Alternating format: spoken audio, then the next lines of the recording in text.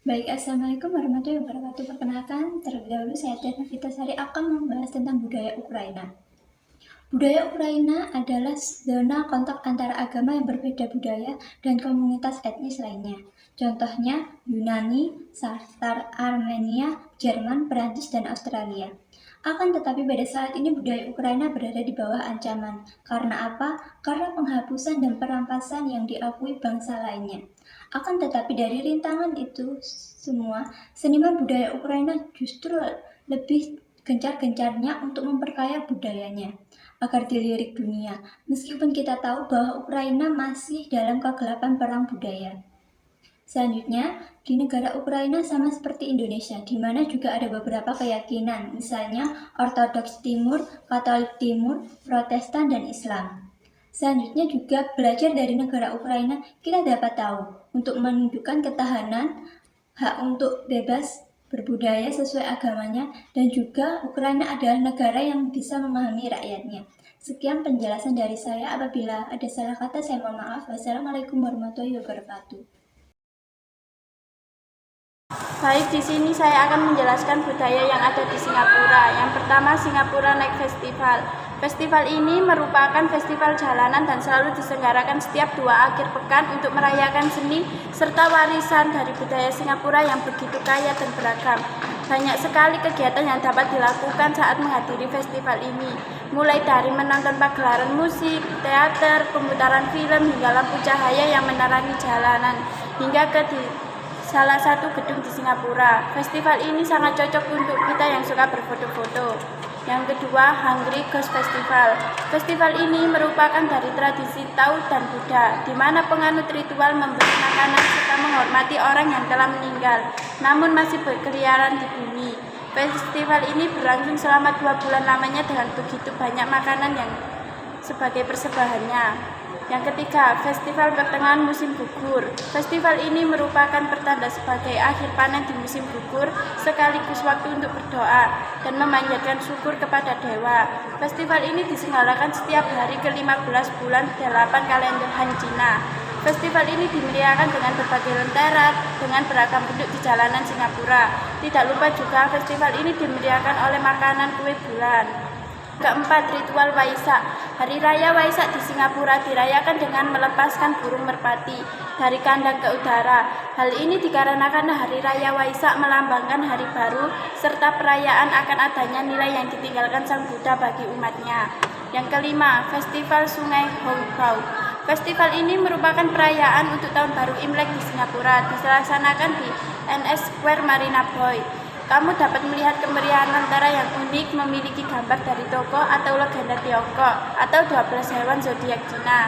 Selain itu, kamu juga dapat menikmati opera, karnaval, kembang api, makanan, hingga pertunjukan jalanan. Yang keenam, Parade Qing'ai. Festival ini dirayakan pada saat Tahun Baru Imlek dan parade ini ditunjukkan kepada semua etnis yang ada di Singapura. Kamu dapat menyaksikan berbagai macam budaya dengan berbagai kemeriahan dan kemegahan yang ditawarkan. Yang keenam, Festival Taipusan. Festival Taipusan merupakan acara agama Hindu untuk menghormati Dewa Subramanian. Festival ini menghadirkan kavadi, yaitu kanopi berbentuk setengah lingkaran yang dihiasi oleh batang kayu yang dibawa oleh peziarah. Bahkan kamu dapat menyaksikan beberapa orang yang merusak tubuhnya dengan menggunakan batang besi. Yang ketujuh, Festival Perahu Naga. Festival ini berawal dari kisah warga terhadap penyair peserta Yuan yang melemparkan diri karena kecewa terhadap korupsi yang telah terjadi di negaranya. Meski pada akhirnya tidak ditemukan, peristiwa ini justru menjadi cikal bakal Festival Perahu Naga. Selain itu, kamu juga dapat melihat kompetisi perahu naga. Kamu juga dapat melihat tradisi warga lokal yang melempar nasi berbungkus daun pisang yang dipercaya dapat menenangkan dewa-dewa penjaga sungai.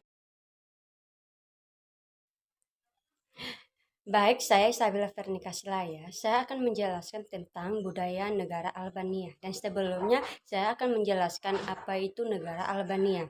Albania adalah sebuah negara yang terletak di Eropa Tenggara.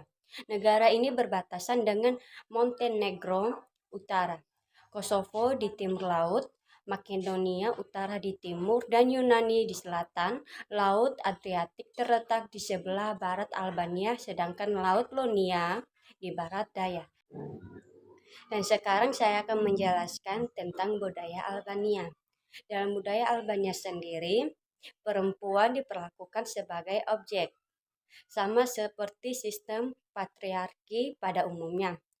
Perempuan tidak punya kesempatan untuk mewarisi kekayaan, tidak bisa melakukan apapun yang mereka inginkan. Tugasnya dibatasi hanya untuk menghasilkan keturunan dan melakukan pekerjaan rumah tangga. Perempuan Albania juga tak boleh merokok, tak boleh memakai jam tangan, tidak boleh memilih saat pemilu. Bahkan tak bisa membeli properti sendiri. Bahkan dulu pilihan untuk melakukan burnesa pun tak bisa datang dengan sendirinya. Dan budaya uniknya adalah perempuan yang sudah mengambil sumpah harus berbusana seperti laki-laki, memakai nama laki-laki, diizinkan membawa senjata, merokok, minum alkohol, bekerja, bermain musik, dan bernyanyi, sehingga bersosialisasi dengan laki-laki. Ini merupakan sederetan hal yang tak bisa dirasakan perempuan Albania pada umumnya. Sebagian besar budaya Albania banyak meminjam dari suku Lirian kuno yang tinggal di wilayah Albania masa kini berabad-abad yang lalu. Nama Albania berasal dari nama Albanoi yang merupakan suku yang merupakan bagian dari komunitas Lirian yang lebih luas. Orang Albania menggunakan elang emas sebagai simbol nasional. Simbol ini berasal dari abad ke-10 dan melambangkan keberanian, kepahlawanan, dan kebebasan. Orang Albania mengikuti adat yang disebut kanun. Dan ini adalah seperangkat praktik tradisional dan budaya yang berasal dari hukum suku Liria yang diturunkan secara lisan dari satu generasi ke generasi lainnya. Kanun memiliki 4 pilar yang memadu orang-orang dalam kehidupan. Dan mereka adalah kehormatan, keramahan, perilaku benar, dan kesetiaan kerabat. Mereka memiliki kode kehormatan yang disebut Besa yang memaksa setiap orang Albania untuk memiliki kemampuan untuk menempati janji mereka dan memenuhi kewajiban mereka dalam hidup.